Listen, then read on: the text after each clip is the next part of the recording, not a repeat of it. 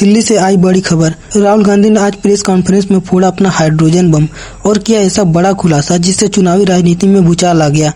नमस्कार दोस्तों, आज राहुल गांधी ने एक बार फिर देश की राजनीति में हलचल मचा दी। नई दिल्ली में प्रेस कॉन्फ्रेंस के दौरान उन्होंने चुनावों में हुई वोट चोरी और घुसपैठ को लेकर बड़ी बात कही। उन्होंने इसे हाइड्रोजन बम करार देते हुए पूरे देश के सामने लोकतंत्र की रक्षा को लेकर गंभीर सवाल उठाए। आइए जानते हैं आज के इस खुलासे की हर वो बात जो आपको जाननी चाहिए।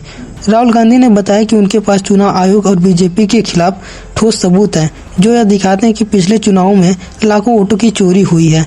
उन्होंने कहा कि यह वोटिंग सिस्टम में घुसपैठकर्ता और फर्जी वोटों का खेल है जिससे लोकतंत्र को जड़ से हिला दिया है।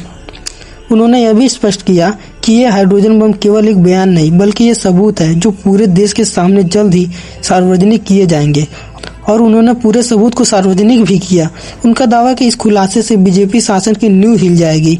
राहुल गांधी ने चुनाव आयोग की निष्पक्षता पर सवाल उठाए और कहा कि बिना मजबूत और पारदर्शी चुनाव व्यवस्था के भारत का लोकतंत्र खतरे में है।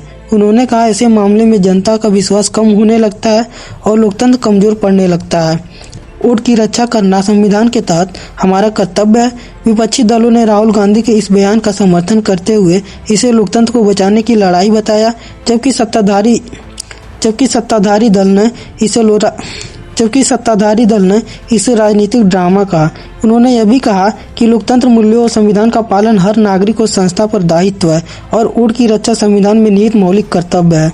राहुल गांधी ने संविधान के मूल भावना पर जोर देते हुए कहा कि भारतीय संविधान हर नागरिक को स्वतंत्र और निष्पक्ष चुनाव में भाग लेने का अधिकार देता है। इसे संरक्षित रखना हर भारतीय का कर्तव्य है। वोट की चोरी न केवल संविधान का उल्लंघन है बल्कि लोकतंत्र के खिलाफ भी बड़ा अपराध है। उन्होंने कहा कि अगर वोट की सुरक्षा नहीं होगी तो लोकतंत्र की नींव कमजोर पड़ जाएगी। तो दोस्तों, राहुल गांधी के हाइड्रोजन बम बयान का असर राजनीति पर क्या होगा? क्या ये खुलासे सचमुच लोकतंत्र को मजबूत करने में मदद करेंगे या फिर राजनीति का नया खेल है? अपनी राय कमेंट में जरूर साझा करें।